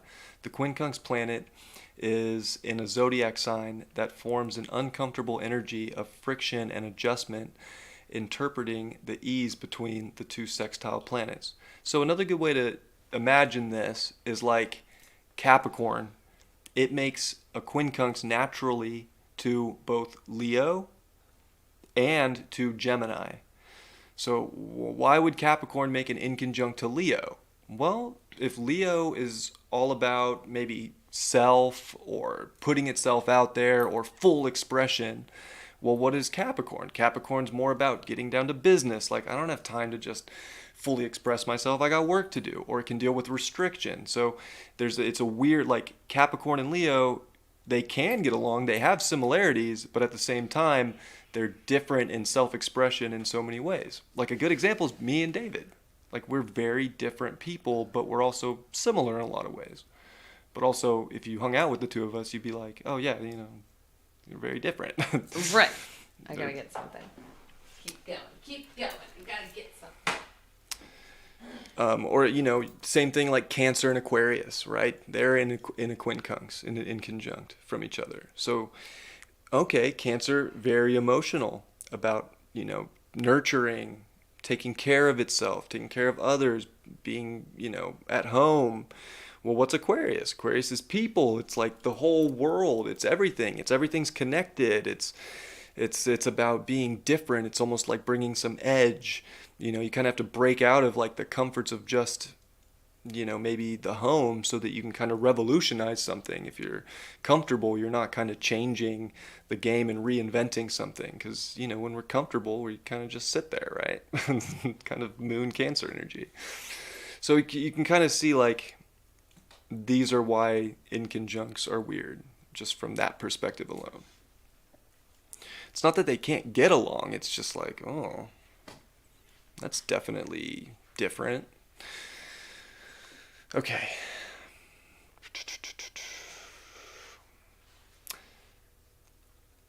In Prince's chart above, you can see that he has not one but two yods. One points to a 0 degree Mars in Aries, the other to his 0 degree North Node in Scorpio. The yod triangle indicated by the green dotted inconjunct lines connected by short blue sextile base. According to astrologer Kevin Burke, the planet forming the two quincunx aspects, called the apex planet, so in Lauren's case the moon, must also be the fastest moving of the three planets in order for the configuration to be a true yod. So that's very interesting. With Lauren, it's a true yod. But if the apex point was, say, Saturn, like in her chart in Taurus, but in Libra she had Mars, and in Sag she had Venus, it actually, in his opinion, Kevin Burke, it wouldn't be a true yod. I need a snack. I brought you some chocolate. Oh, thanks. Okay. So, interesting. Like the moon, Mercury being the fastest, Pluto being the slowest, of course. By Burke's theory, Pluto can never be the apex planet, while the moon, the fastest moving planet, can never be one of the base planets. Not all astrologers agree with this theory, but it's worth considering. I think when you do get the apex with Mercury or the moon, that's when you know it's extremely fated because, yeah, they move very fast. Mercury moves up to over 2 degrees a day, and the moon moves 12 degrees a day. So when you are born with one of those at the apex of a yod, definitely a big deal. What does the yod in astrology symbolize? A yod in astrology is relatively rare and can be seen as fated. In any chart, an inconjunct quincunx aspect is a challenge because the zodiac signs involved speak different languages, like I was just telling you, element, modality, polarity. As such, they require flexibility, like living with a roommate who has a radically different value, political learnings, or habits from you. How does a yod work? Since a yod in astrology involves 3 or more planets, the potentially chaotic effect is multiplied and requires finesse to navigate. The natural tendency between planets and aspect is to look for a point of balance and compromise. The yod's challenge is that the 150-degree quincunx aspect connects zodiac signs with no common ground. Thus, there is no point of balance, creating a frustrating dynamic that stymies progress or leaves the person feeling like every choice they make comes with a sacrifice. Snacks. Everybody get your snack. I definitely can resonate with what you're about to read. This is how I feel like this next portion. Yeah, this is what it feels like to have a yod. Yeah, no, this is good for you. No, this is well written. The yod is also described as embodying a crisis in timing. Since the 3 zodiac signs involved speak different languages, when a yod is activated, there are multiple distinct ways the person... Oh, okay, I already read that. How do they experience life? Well, let's find out. Yods symbolize patterns in families that have lasted for generations. Carries of the finger of fate can also feel insecure. Carriers of the finger of fate can also feel insecure or have trouble expressing themselves. They may find themselves in unusual situations. People with yods in their chart have a restlessness, a sense of their unique purpose and calling to be their authentic selves at any expense. The discomfort of a yod tends to manifest more in the mental and emotional realms. Yod people may always feel like some crucial understanding or piece of information is missing. Oh my God. One that would help transcend the irritating sense that things are not quite as they should be. It's so funny. That's like the best line I've ever read for a yod, because every single person that has a yod in their chart is like, what does this mean? Somebody tell me. I just want to understand.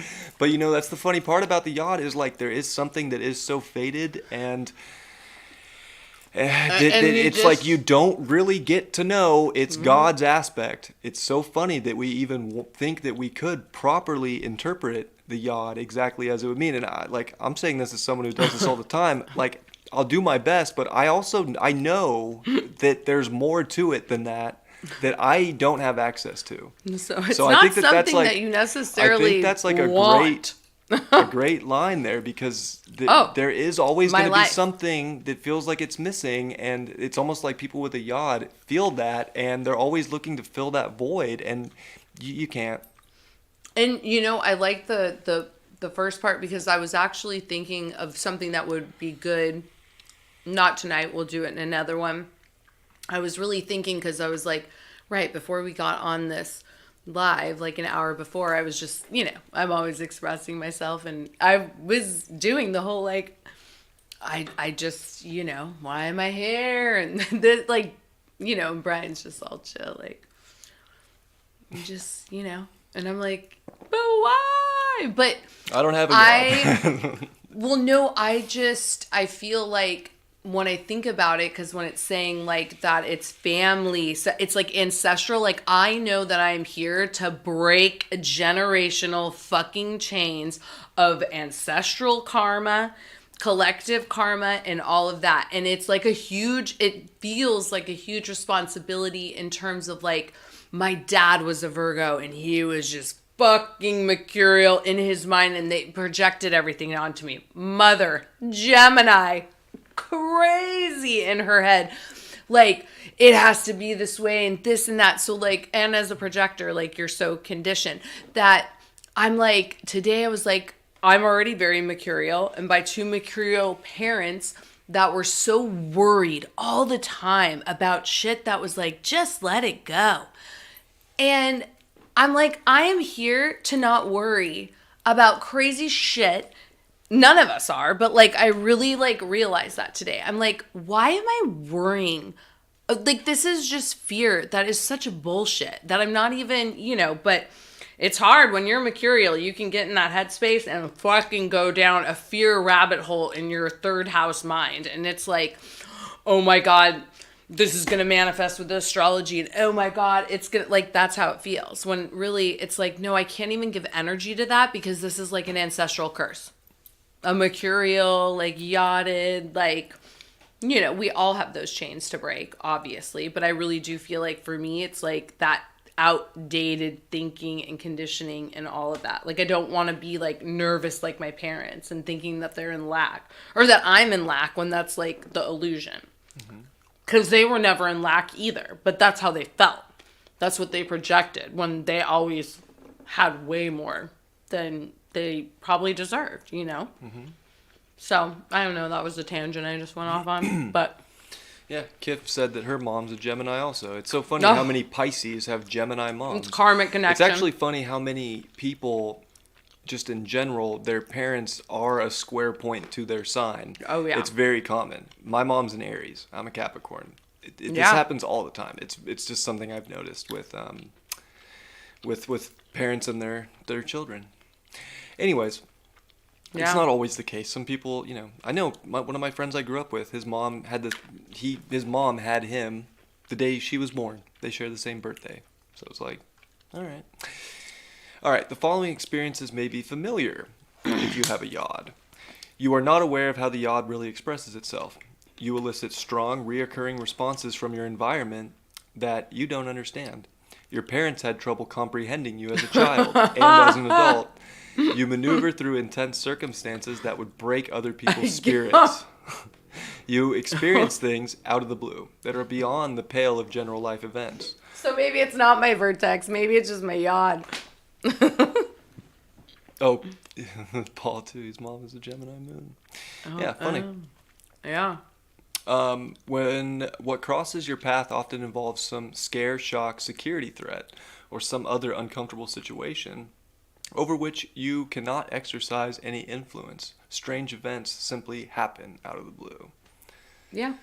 Especially if something activates a yod, right? Like outer planets. Yeah, when you get planets, because you could be getting your moon squared, which you just had with Saturn, but that's also making a sextile to your Neptune, but it's also making a trine over to your Pluto. So it's interesting how even the sextile planets, when a planet comes into square with the apex point, they're still backing it up. They're still, but it's still weird. It's still bringing what?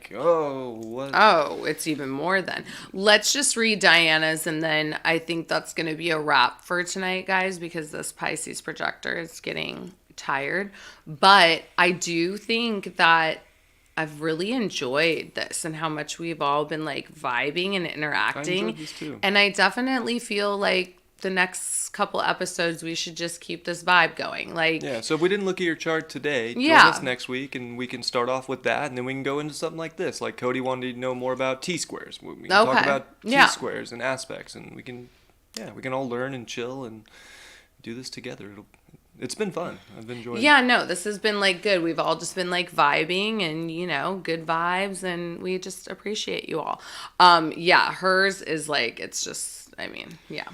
Princess Diana, born July 1st, 1961, had a yod in her chart with Mercury in Cancer, Pluto in Virgo at the base, pointing to an apex of Jupiter in Aquarius, her second house, which that one astrologer would say doesn't count because the moon was down there. But I don't necessarily think that's true. But I would say it's stronger when it's more faded. It's just more wow, that was the time of your birth when you have the fast planet at the apex. Anyways.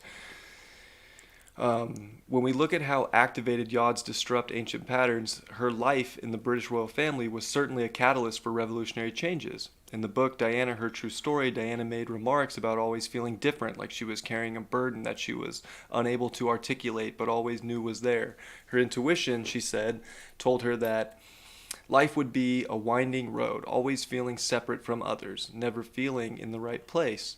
That is quite the description of how the yod in astrology functions in an individual.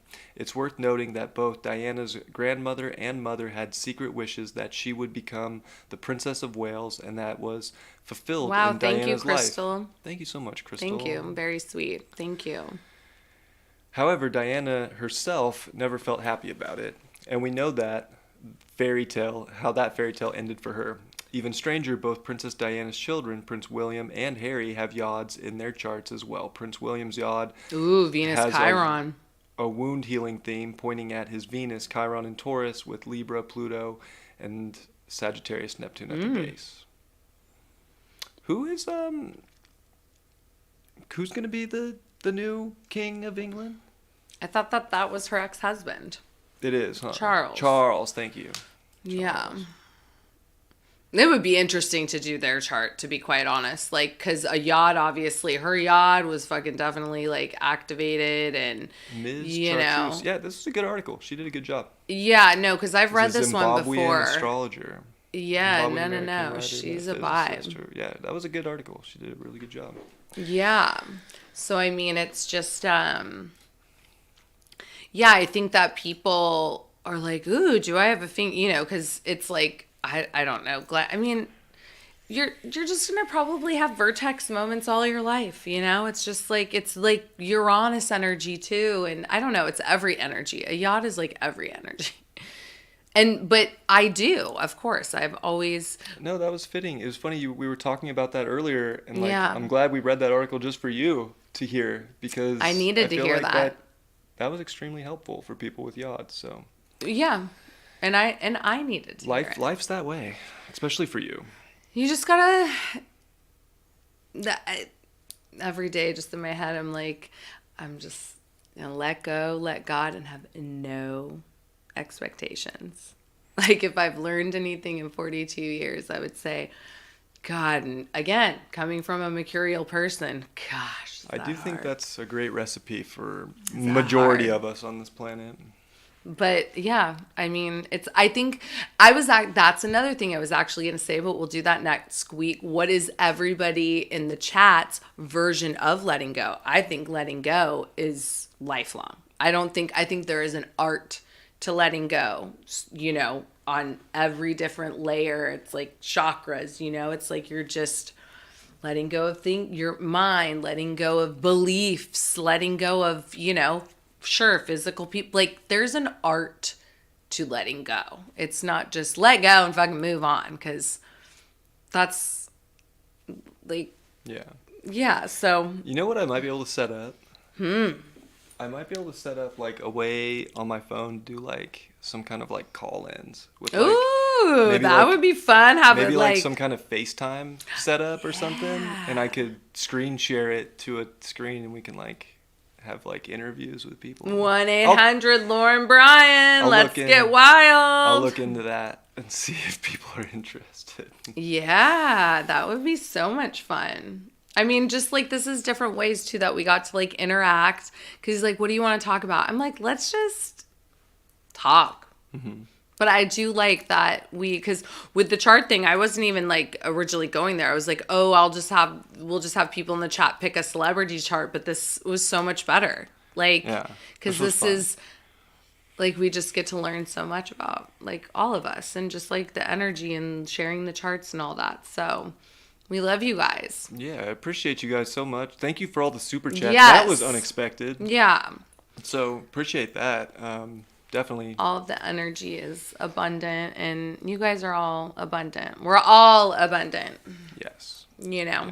It's just a mindset. So, and sometimes we just got to wake up every day and tell ourselves that and look that's why, again, I love that when Rich Lopp was at the whatchamacallit, he's like, wake up every morning and be like, I am, like, I am this, I am, I'm amazing. I don't know. Just like make out with yourself in the mirror. Love yourself. Yeah. Just, Make out with you in the mirror. What?